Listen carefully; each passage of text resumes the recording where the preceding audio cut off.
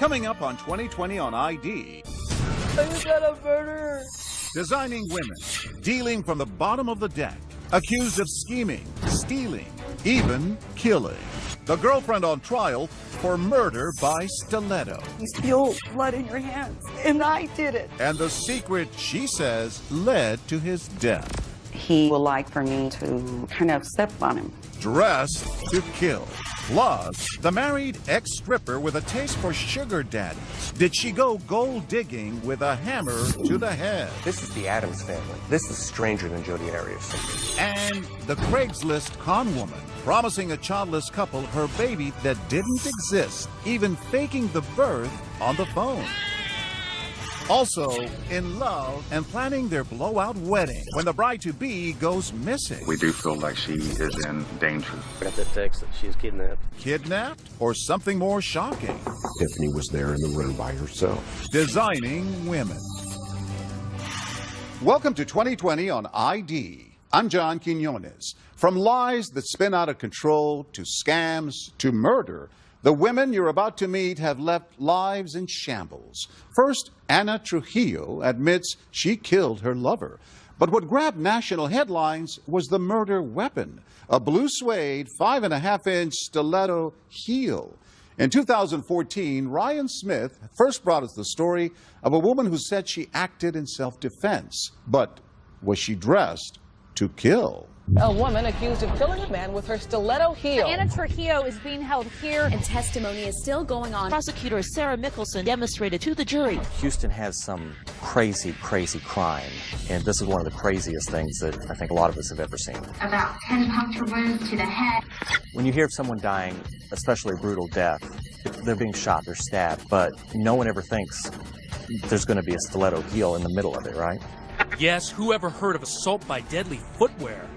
The crime scene, a ritzy condo in this high-end high-rise, and the accused, a petite, soft-spoken mom looking at life in prison, telling her story to 2020.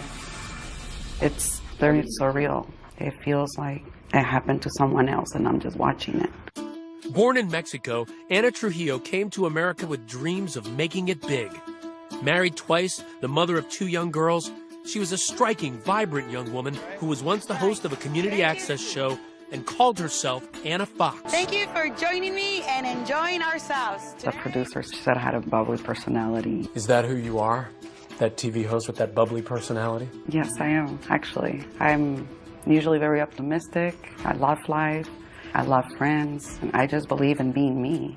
But those big dreams jumped the track as she landed on the hard side of town.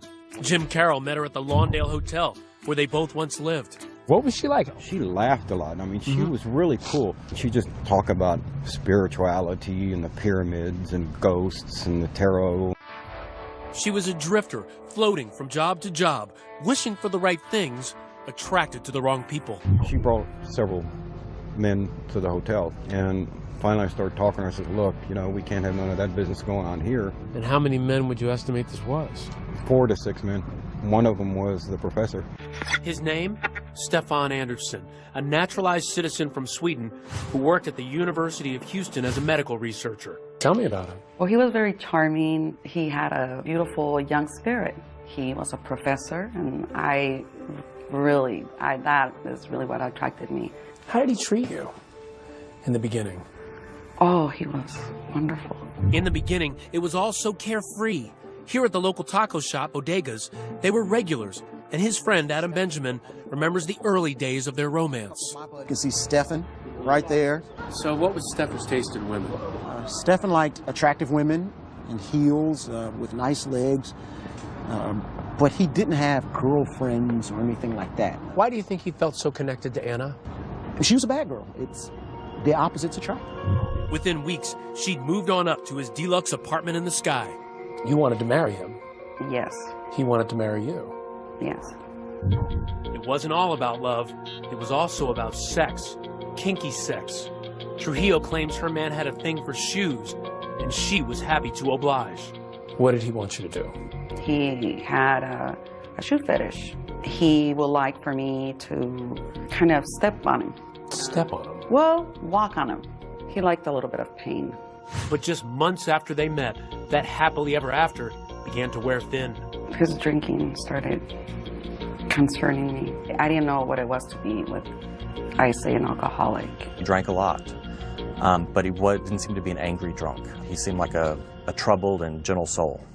A troubled soul who, according to Anna, had a hidden dark side. He was super sweet and nice, and all of a sudden, out of nowhere, he would just turn into this other person. He would just start accusing me of things. Like what? Why did you leave me? How come you didn't take me with you? What would you do when he did this? I would not provoke him. I would just be quiet. Did other people know about this side of him? Did other friends see him like this? He hid it really well. It was a hot summer night when Anna and Stefan go out for a night at Club 5015. They share a bottle of wine, chased by a few shots of tequila. In this case, a combustible mix. Anna is dressed to kill in her 5.5-inch blue velvet stilettos. I had the huge high heels that he loved for me to wear. It made you happy to buy the stiletto that he liked. I had to be very careful because the shoes were so high. Surveillance videos at the restaurant paint a portrait of a good time girl. Take a look as she flirts with a stranger at the bar, then does a sexy chair dance. At first, she and Stefan seem to be having a great night out, but by the time she is ready to leave, he is not. I was going to leave early in the morning to go see my daughter. I wanted to leave, not stay out very long. He kept wanting to stay longer. That decision to go home is the spark, she says, that will ignite a firestorm. Still, the last images captured at the nightclub show Stefan calm as he leaves the bar with Anna. Was he wasted by the time you got to the cab? Yeah. As the cab pulls up, Rosemary Gomez was at the wheel, accompanied by her husband. I was just taking a pill like I normally do. As the couple approaches the cab, Reagan Cannon said Anna was loud and abusive. She tells him, go get a cab, you know? In Anna's version of the story, it's Stefan who was getting aggressive. You say he starts getting agitated. I just remember him looking at me, angry. Angry from Anna's point of view, but not from the front seat, where Reagan Cannon has some advice for the shy professor. I said, are you a man or a mouse? Come on, dude. I said, what are you doing letting her talk to you like that? It is past 2 in the morning when the taxi drops them off at Dr. Anderson's pad. But you had a funny feeling that something was going to happen. He squeezed my hand and he said, no, I'll be okay. And I told him, I said, I just have a feeling something's going to happen. Look at these photos. Coming home from the bar, walking calmly to the elevator. It was the last time Anderson was seen alive, but Anna claims he was on the verge of a murderous rage. All of a sudden, he just turns around and has a complete different look on him. Angry. As the couple sets foot inside the apartment, her life was about to change irreversibly, and his about to end. He starts to pull me. I still have my shoes on. So he grabs me by my hands. He bangs me against the wall. He kept saying that I was going to leave him and I wasn't coming back. He's screaming and yelling and ranting and just, I saw the way you were looking at those guys. When he threw me over the couch and I fell completely backwards and my head hit, I saw black. Did you feel like your life was in danger at that point? Yes. In the darkness, she reaches for the only weapon she could find, one of those blue stilettos, and starts striking. When I reach down to feel him and you feel blood in your hands, that is a horror of someone you love, and that I did it, that accidentally I did it. I didn't even know that he was bleeding. He wouldn't stop. Nothing is facing them. He's unstoppable. When we come back, Anna Trujillo's emotional call to 911. Are you reporting an assault, ma'am? Yeah, he started beating me up. But is that the entire story? A friend recounts a far different side of Anna. She told me that if anybody ever messed with her, I'll get them with this. And it was a big stiletto heel. Stay with us.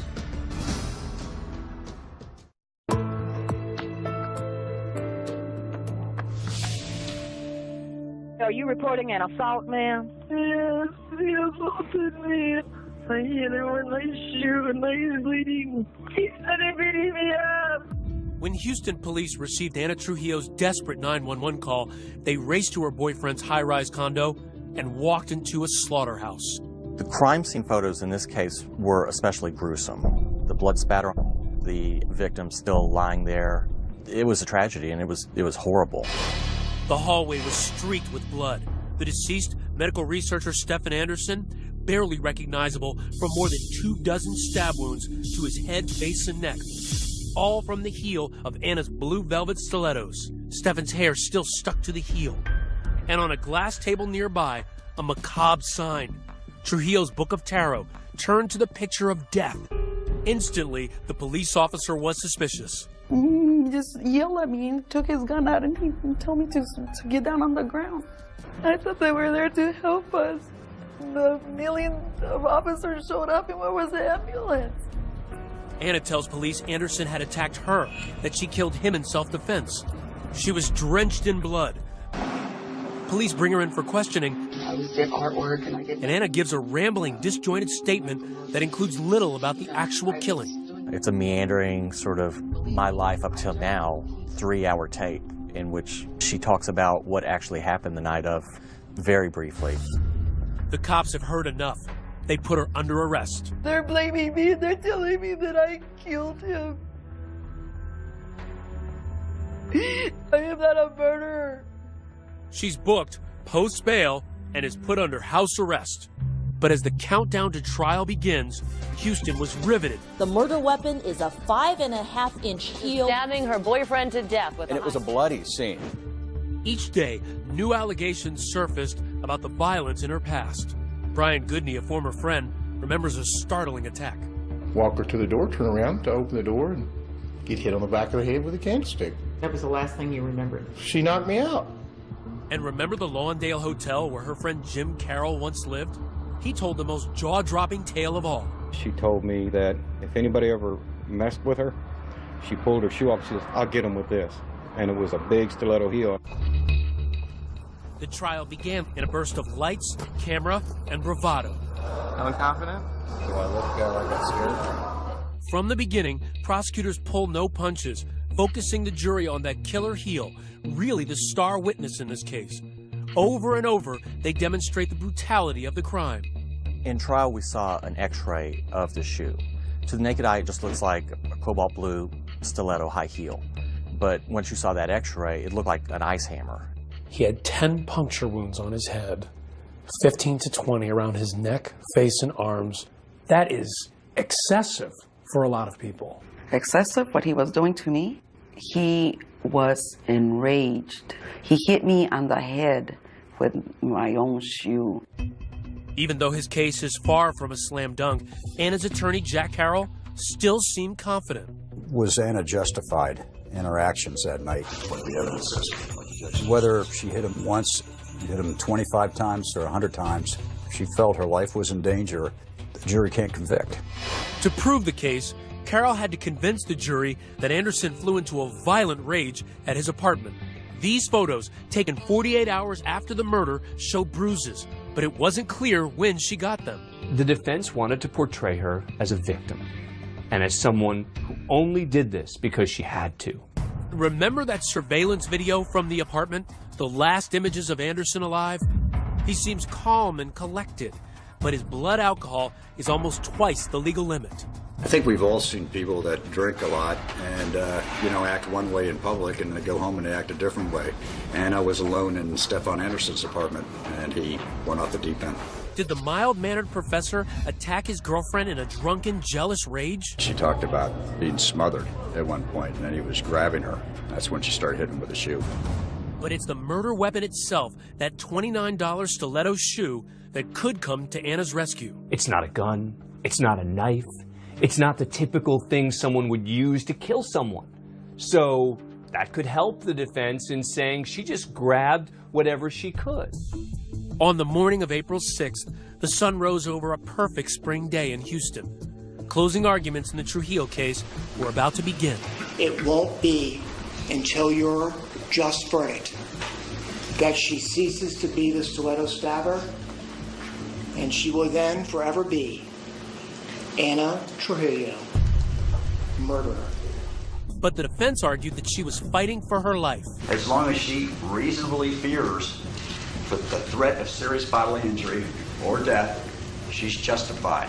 After less than 2 hours of deliberation, the verdict was swift and unequivocal. We, the jury, find the defendant, Anna Trujillo, guilty of murder as charged in the indictment. She is now a convicted murderer, sentenced to life in prison.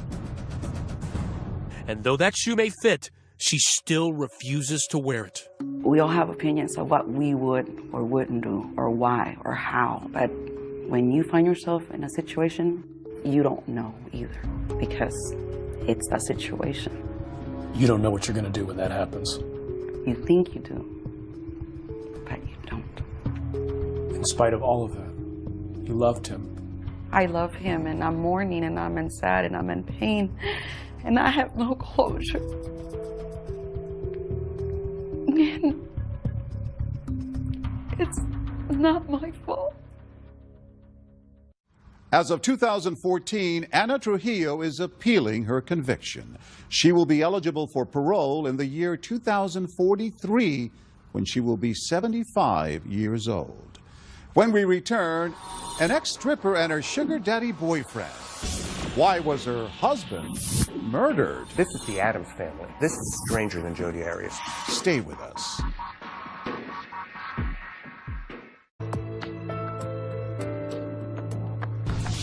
A wife with a secret life, a husband beaten to death, and a case that became a sensation. In 2014, Jim Avila first told us about a troubled couple where infidelity and a thirst for money added up to murder. Phoenix, Arizona, the Valley of the Sun, where hot asphalt seems to bake human tempers, delivering simmering trials and raven-haired killers. Jodi Arias, and now this woman, Marissa DeVois. We thought coming into this trial that it was going to be the next Jodi Arias trial, but this is the Addams family. This is stranger than Jodi Arias. Are these the hands of a murderess? Is this the face of a killer? Or is 36-year-old Marissa a victim, so battered by an abusive husband that she bludgeoned 34-year-old David Harrell to death with multiple blows to his head? The 36-year-old Gilbert woman claims she was a victim of abuse, but the prosecution is telling a different story. Marissa DeVois could face the death penalty. Killer or victim? The puzzle that has stumped Phoenix, Arizona since January of 2009. From the beginning, just hours after the bloody attack that splattered the couple's master bedroom from floor to ceiling, Marissa DeVois tells a story of constant abuse, verbal and physical. How did he hit you? With his fist. Okay, and where was he hitting on your body? On my temple. And he just kept hitting me.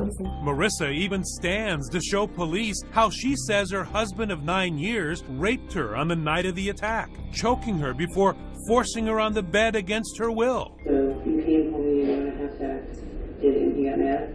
You wake up, he's raping you. Hands are on your neck. He likes that. He likes it because he can hold it here. Okay. At times, crying at appropriate times, seeming completely distraught, and yet at other times, she was almost smiling in an uncomfortable way that a seasoned detective would probably look at and at the very least find odd. For police, it was an odd story and an odd victim. Dale and Marissa had met as teens in their hometown of Lake Havasu, Arizona, a party town known for outrageous spring breaks. They met up again years later in their 20s in Phoenix. By then, Marissa had a baby. She was a stripper, and according to her former friend and nanny, Amy Dewey, an opportunistic Marissa saw Dale as a catch. What was the attraction? I think that she saw a man who had just graduated from refrigeration school and had the potential to make money. It was always about the money. Amy lived with Marissa and Dale for a time in Phoenix before their marriage. Was there any sense that Dale was violent in any way? No. She would come home and try to pick a fight with him or try to provoke him, and he would just tell her, I'm not going to fight with you. I love you. Let's work this out. Then came the day Amy was fired after a chilling conversation. If true, it would foreshadow a future grisly murder. She came to me and said, Dale is dreaming about having sex with you. I don't think that's appropriate. I'm concerned for your safety. Dale is dreaming about killing you with a hammer. You have to go. Fast forward to one January night, Dale in his bedroom, critically wounded by, yes, a hammer. My husband was trying to hurt me, trying to call me. In the interrogation room, Marissa plays the battered woman card.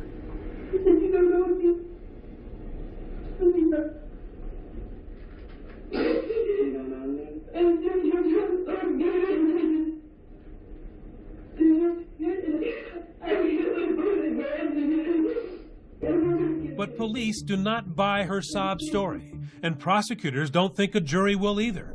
Opening statements today in the case of a woman accused of killing her own husband. The real motive for that tool-time thrashing, they say, was a big fat payday. Marissa's a woman who likes money. But more than that, she likes easy money. Prosecutors showed the crime scene in vivid detail, displaying Dale's deadly injuries. Arizona Republic writer Michael Kiefer is in the courtroom. You know, she put a fist-size hole in the side of his skull. Then the prosecution begins to reveal a secret life that Marissa never spoke of. A past that includes working that pole at a strip club. The risky behavior, the boyfriend, the stripping. You get a picture of someone who doesn't have rules. Living on the edge. Yeah. One of those lovers, Alan Flores, loaded with cash. They met on a website for rich men called SeekingArrangement.com, the so-called elite sugar daddy dating website. So you began having sex the first day you met? Correct. In return, he loans her more than $300,000, keeping meticulous track of every dime. To hear him tell it, she's going to pay it back any day now. This insurance money's going to come through. Don't worry about it. There it is. What prosecutors believe is the real motive for the murder. A big life insurance policy on Dale, earmarked to pay back her sugar daddy. A new insurance policy that was worth $1 million. It was not looking good for Marissa, but her defense had yet to start. And when it did, a blockbuster of its own. Until then, really nobody had said anything positive about Marissa. Nobody. Marissa had an ally, her oldest daughter, Rhiannon, named after the Fleetwood Mac song. And she has a devastating story to tell about her stepdad, Dale. Her daughter came in and said, yes, Dad hit Mom. And said, yes, Dad had his affairs. He'd come home smelling of some other woman's perfume. And when the prosecutor brought up, well, didn't your mother hit your father as well? She said, well, not nearly as much as my father hit my mother. That was damning. It was a tough defense for Dale's family and friends to hear, but would it sway the 7-woman and 5-man jury? Do you find the defendant is to count 1, first-degree murder, guilty? Murder in the first degree, guilty. The jury ruling 36-year-old Marissa DeVois, mother, stripper, and gold digger, was now a killer too. It's unfathomable. Why did Dale die? It seems like they proved in court that he died for money.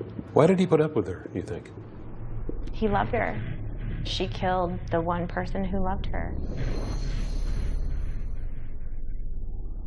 Marissa DeVois was sentenced to life in prison without parole. As of 2014, she plans to appeal her conviction.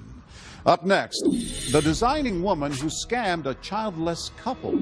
She had the baby bump, the labor pains, even the baby pictures. What she didn't have was a baby. I lost it. I'm like, oh my gosh, this isn't real. Stay with us.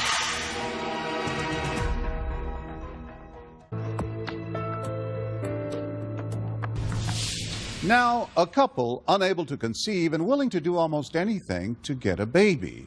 But as Rena Ninen first reported in 2014, little did they know they'd end up victims, not parents. Even before they got married, Mark and Tracy Dzansky, living in a kid-friendly community outside of Chicago, talked about having children. Can't wait to have a little girl and put her in the sundresses and fix her hair. But Tracy was unable to conceive, and going through adoption agencies can be an ordeal. It takes so long and it's so expensive. So the Dzanskys decided to write a heartfelt ad on Craigslist. We want a child more than anything in the world. We are not rich, but we can give that child anything or everything they may need. It's a growing trend, wannabe parents going online to adopt a child. Legal? Yes. Guaranteed? No. Finally, the Dzanskis get the answer they've been waiting for from a pregnant mom almost 1,000 miles away in North Carolina. She knew that she couldn't take care of this baby. Heather Taylor lives in this trailer and is struggling to make ends meet. She's willing to give Mark and Tracy her baby. So it's time to go shopping. We got a few of the items and all the equipment and whatever else the baby needed here. The local Babies R Us wasn't the only place the Jakinskis were dropping cash. Naturally, during the pregnancy, there were some financial expenses that she said she needed money for. And we didn't hesitate. I mean, you know, we want to keep her healthy. She's carrying our adopted baby. Weeks later, Heather unexpectedly goes into labor. Tracy is actually on the phone as Heather rushes to the hospital. She's having a C-section, and I'm on the phone with her in the living room. I mean, you could hear, like, the heart rate and everything. And then a couple minutes later, there's a baby crying. Oh my gosh, Tracy, it's a girl. I love Mommy. Is that the one that says Daddy loves me? Yeah, Daddy's sweetheart. Did you give the baby a name? We did. Anna Rosemarie. Anna Rosemarie. Yeah. Heather now says she needs more money for Anna Rosemarie's expenses. The total tab now around $1,500. Diapers, formula. I said as long as it's for the baby, yeah, I don't have a problem with it. Don't hesitate. And then Heather sends you this. Yeah, that's when we pretty much lost it. We're just in awe, you know. We're just, oh my gosh, this is real. That's our baby. I love the wrinkles on the back. Now they're just anxiously waiting for Heather to come from North Carolina to Chicago to drop off little Anna. But where was she? No, it's one thing after another. Her brother was in a car accident. She missed her plane. The baby had breathing problems. She didn't want to fly. She wanted to drive. Then Heather drops a bombshell. She's changed her mind that her mom was going to help out, that she would be able to afford to keep our Anna. Devastated and now suspicious, Tracy goes back to Craigslist and contacts other couples, wondering, is this a scam? Sure enough, she hears from a woman named Nicole, who says Heather was giving birth to her baby too. I lost it. I'm like, oh my gosh, this isn't real. No, it wasn't real. The pregnancy, the sounds of a newborn crying in the hospital room, those photos, all part of an elaborate and heartless scheme. There was never a baby. And it was all a lie. It was all a lie. Detective David Flynn from the Pitt County Sheriff's Department says Nicole, the North Carolina victim, got these photos as proof of Heather's fake pregnancy. So she's pretending here to be pregnant. That's correct. I'm not sure what she used to make her belly bigger. So who is Heather really? Well, she's no stranger to the law, arrested for writing bad checks and identity theft. And speaking with Heather Taylor's family, she's had a long history of making up stories. And we told her, so if you can start paying us back every month some of the money, I won't press charges. But just like the baby, the refund was never delivered. I said, you're full of it, we're done. I said, you'll be hearing from the detective. Authorities say the suspect solicited people on Craigslist claiming to be pregnant and needing money. She was arrested and charged with a felony. She was given 36 months supervised probation, and she had to seek mental treatment. She was also ordered to pay restitution. I guess it really isn't even the money that hurts the most. The emotional toll that this took on them, you really can't repay them for that. How could you be so cruel and mean and deceitful to do this to somebody? I was just heartbroken. It's like the baby died almost, or right. Were you mourning? Oh gosh, for months. Our little Anna would be a year old. Despite their awful experience, the Dzanskis haven't abandoned their dreams of parenthood. Soon, they hope to start fostering to eventually adopt a child. And you believe in your heart it's definitely going to happen? Yes. There's no doubt in my mind. That baby's going to have nothing but the best.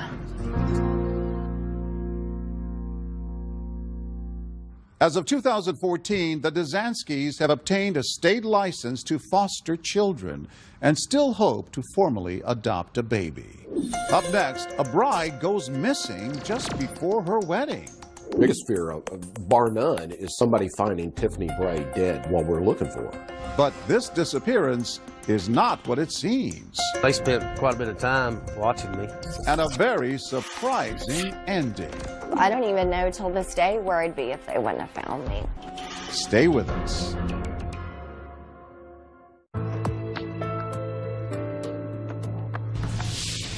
A woman about to get married is kidnapped. Authorities track her desperate text message. But as Deborah Roberts first reported in 2014, there's a twist. It's a story of something old, something new, something borrowed, and something not quite true. If you were cruising through Fletcher, Oklahoma a few summers ago, you may have noticed amongst the rolling prairies and homes on the range this startling sight. A billboard about a missing blonde. Right now, detectives are trying to find 39-year-old Tiffany Bray from Fletcher. Tiffany Bray, her smiling face peering down in that haunting picture, had vanished, and her frantic family was all over the news. She's wrong. She's a piece to this family, a piece that we have to have back. Pleading for information, for anything to help. We do feel like she is in danger. She needs to be found. This big mystery on the Great Plains was served with an extra helping of heartbreak. Tiffany disappeared just months before her wedding day. Her fiancé, Chad McGuire, feared he'd have to turn wedding plans into funeral arrangements. I was worried that she'd run off the road and had a wreck. Tried calling her several times, and it just goes straight to voicemail. Chad, a plain-spoken power company worker, fell hard for the petite blonde, who fit right into his cap and overalls world. They'd go driving around on the back roads, play in the mud in the Jeeps, have a good time. She seemed to be perfect. She cooked, she cleaned, kept up with the laundry. Not one for hemming and hawing, this rustic Romeo offered his sweetie a heart necklace for Valentine's Day, and a few months later hopped in his pickup truck with a diamond ring. She'd handed it around, she said she knew, so I just gave it to her while I was driving down the road. Here you go. Okay, so it wasn't on bent knee, but Tiffany said yes, and the two moseyed down to Cozumel, Mexico to celebrate. We did snorkeling, drove around the island, went shopping and looking at the sights. Back home in Oklahoma, wedding plans are in high gear. Chad's parents even have a little fun with a gift, hinting about who'll wear the overalls in the family. It all seems hunky-dory until one morning a few weeks later when Tiffany puts on a pair of camo shorts, some flip-flops, and hops into Chad's pickup truck to run some errands. The last text I heard from her, it was around noon. She asked what I wanted for lunch. He never gets that lunch order because Tiffany never returns. I was scared. It was about that evening. Went looking for her, and then I filed a missing person report the next morning. This is not like her. She always calls her mother every day or every other day, regardless of what is going on in her life. Not a word from his new fiancée for 96 excruciating hours. Then a text message sent from her phone that has Chad fit to be tied. 4 days later, I got the text that she's kidnapped. It reads, "Need help somewhere in Lawton, in dark room. White man. Please help me. Not sure I can use this again." The text message comes in of that nature that takes it to the forefront of the seriousness of what may be going on. Richard Goss, a no-nonsense special agent in charge of the Oklahoma State Bureau of Investigation, doesn't take kindly to the thought of a woman being abducted. Everything had to go on hold while we addressed this kidnapping. Biggest fear, bar none, is somebody finding Tiffany Bray dead while we're looking for her. She wouldn't be hard just to snatch up and throw in a van or something like that. Tommy Lewis, an old family acquaintance who values friendship as much as his Christian faith, is happy to help. You will not go empty-handed. How involved were you? We spent our time and money searching, trying to assist investigators. The longer something like that goes on, the more in your head you're thinking this is not going to end good. We're out looking for a dead person. And Chad has even more to worry about. His fiancée has vanished under suspicious circumstances. And as the last person to see her alive, suspicion is directed at him. They spent quite a bit of time parked down the hill from my house watching me. They thought I'd done something to her. The story tears through town like a twister, and fortunately, the whirlwind coverage leads to the first major break in the case. It was brought to the attention of a former employer looking through a computer that she had access to, and they had discovered some email exchange between Tiffany and a man in Texas. That man is Steve Thomas, a secret acquaintance Tiffany had met online. Steve lives 5 hours away in Palestine, Texas, a body shop worker with an unusual hobby, making medieval armor. Investigators are soon hot on his trail. The next stop, obviously, is find the man in Texas. They soon track Steve's cell phone, not to Palestine, but 360 miles south to coastal Corpus Christi. The cellular provider was right on the money as far as the location of the phone. That location, this no-tell motel. So imagine their surprise when they bust into the room and find her only injury is a bad sunburn. I would say that we knew positively when we walked into the motel room that she was safe and sound. It had all been a hoax. A wild goose chase. Turns out Tiffany's no kidnap victim, but a reluctant bride with a bad case of cold feet. She agreed to tell us her story for the first time, explaining that she dreamed of more than cooking and cleaning for Chad. Chad was a nice guy. I just was not happy with my life. So why didn't you just break it off? Say it was a big mistake. I can't answer it. I just felt like I couldn't breathe anymore. Her plan, if you can call it that, began that July morning. Got up, got ready. I said I'm going to town. Instead, she takes a detour, a huge one, in Chad's truck. She cruises 70 miles up I-44 to an Oklahoma City pawn shop and literally sells off her fiancé's heart. His heart necklace, that is. How much did you get for your necklace? Like $60 maybe. Chump change that would barely pay for a tank of gas. So later, off goes the $2,500 engagement ring to the pawn shop too. What's going through your mind as you're driving? The whole time I was driving, I was shaking. I was so confused. I thought, you know what? I have this address for Steve in Texas. That's where I'll go. Steve, that online friend with a passion for medieval attire. He was dreaming of making a future with his Oklahoma princess and had no idea she wasn't available. This must have been a powerful connection with this guy in Texas for you to just drop everything and run to him. It was just somewhere to go. It was my escape. It was my way out. I mean, you had to be thinking, somebody might find me, spot me. I mean, all I was doing was leaving, and my thought it wasn't against the law to take off and not tell anybody where I was going. But what about that desperate text for help? Why'd you do that? Maybe it was me crying out somehow. I don't know. So it didn't occur to you that the police might get involved? No, I had no idea. The duo head south to coastal Corpus Christi to find a fresh start.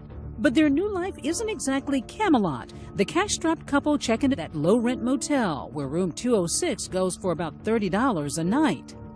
Yes, just like Garth Brooks put it.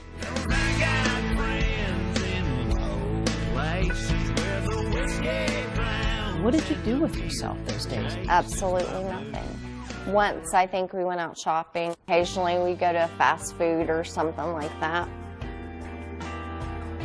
It was a far cry from the fancy Mexican vacation she'd just taken with her fiancé, Chad. Are you feeling bad at all? I wasn't in that clear state of mind, I guess. You just try to block that out somehow. But there's no blocking the cell phone signal of her Texas squire. Soon, there's someone at the door, and it's not room service. Someone knocked at the door, and it was the FBI. Surrounded by unhappy state agents, it's time for a reality check. I was immediately, of course, scared. You escape from something and not realize how bad you're hurting everybody else around you. So it's actually very selfish. Finally, this morning, they found her in Corpus Christi with a male companion. Her companion, Steve, wasn't part of the hoax. Police say Tiffany kept him in the dark. But after logging 6,500 miles, spending 685 man-hours, and more than $34,000 on the case, Inspector Goss isn't inclined to forgive. When we arrested Tiffany Bray, I had no sympathy for her at all. The #1 cause of death in law enforcement is traffic accidents. I'll be darned if one of my agents or a law enforcement officer should lose his life for a game. Tiffany is arrested for taking Chad's truck and falsely reporting a crime. I was happy I wasn't a suspect anymore, and I was glad that she was found all right, saved, but I wasn't too happy. neither was Tommy Lewis. I got a phone call from my then best friend telling me we found Tiffany and she's alive. And at first I was just angry at her, you know. It was like, oh my God, what was she thinking? How could she do this to us? Never. Tiffany's family asked the same question. Though they bailed her out after 5 weeks in jail, relatives kept a tight leash on the absentee bride. I was allowed to go to work and go straight home. It sounds like they had trouble trusting you. So I just ended up moving out. So no, I don't have a relationship with my family. Tiffany was able to cut a deal with prosecutors. No more time in the slam for the charges she faced as long as she pays back the $34,000 spent on her search. And it's not over yet. She's working 60-hour weeks to settle up with the OSBI, $560 a month for 5 years. I'm very grateful that they did find me because I don't even know till this day where I'd be if they wouldn't have found me. I went to counseling because the guilt alone will eat at you every single day. Suffice it to say, the wedding was off, but Chad's achy, breaky heart seems to have mended quickly. If they hadn't come got her stuff, I was going to have a runway bride garage sale. And guess what? There's a happy ending to this tangled love story. Remember Tommy, Tiffany's family friend? We just kind of started hanging out more and enjoying each other's company, and I invited her to church, and the relationship just kind of blossomed. Never forget that history, and that we always use it to guide ourselves in the future. And soon those church bells were ringing for them. Were you worried on the wedding day about whether she was going to show? I'd be lying if I said it didn't cross my mind. What was it that you found in this relationship that you just did not feel that you had in your life before? Love. Never felt like I had that before. As of 2014, Tiffany Bray says she and her husband Tommy are doing well. She continues to make payments to the Oklahoma State Bureau of Investigation. As for her former fiancé, Chad, he says he wishes Tiffany the best and has no regrets. I'm John Quinones. Please join us next time for another edition of 2020 on ID.